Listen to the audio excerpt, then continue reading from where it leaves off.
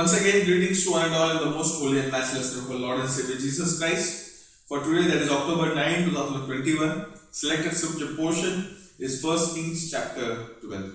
I'd like to request each one of you to pause this video and read 1 Kings chapter 12. The division of the United Kingdom into two unequal parts, the kingdom of Israel with the 10 tribes in the north and the kingdom of Judah with the 2 tribes in the south, that is mentioned in 1 Kings chapter 12, once again presents us with a remarkable dynamic between God's sovereignty and human responsibility.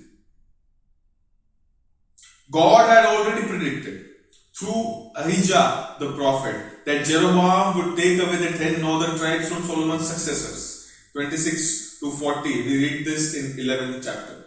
Jeroboam was explicitly told that if he then remained faithful to the Lord would establish the dynasty for him.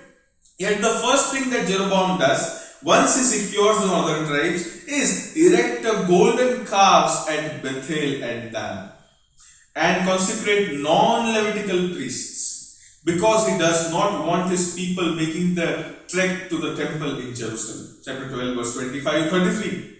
Doesn't he realize that if God has the power to give him the 10 tribes and the concern to warn him about his disloyalty, he certainly has the power to preserve the integrity of the northern kingdom even if the people go up to Jerusalem for the high festivals. But Jeroboam makes his political judgments, refuses to obey God, and shows himself ungrateful for what has come on his way. His only enduring legacy is that throughout the rest of the Old Testament, he is designated as Jeroboam, the son of Nebat, who caused Israel to sin. That is his testimony. 2 Kings chapter 14 verse 24. More inexplicable yet is Rehoboam, Solomon's son. Solomon may have been a skilled administrator of justice, but by the end of his life, his enormously expensive projects were wearing down his people. Their representatives assure Rehoboam that they will be loyal to him if only he will lighten their load a little. Tax a little. The elders assure Rehoboam that their request is reasonable. He should adopt the stance of being a servant to this people and serve them. For then he will discover that they will always be your servants. Chapter 12 verse 7. With massive intensity and piercing stupidity, Rehoboam adopts instead the wretched advice of the young men, full of themselves and their opinions, with no understanding of people generally and of this nation in particular. Chapter 12 verse 8. So Rehoboam responds harshly, not only rejecting the people's request but by promising more demands and increased brutality, and suddenly the rebellion is underway.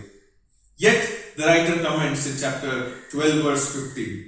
So the king did not listen to the people, for this turn of events was from the Lord to fulfill the word of the Lord had spoken to Jeroboam the son of Nebat through Ahijah the Shilonite. Yet the writer comments in chapter 12 verse 15 in this way. So the king did not listen to the people, for it was a turn of affairs brought about by the Lord that he might fulfill his word, which Lord God spoke by Ahijah the Shilonite to Jeroboam the son of Nebat.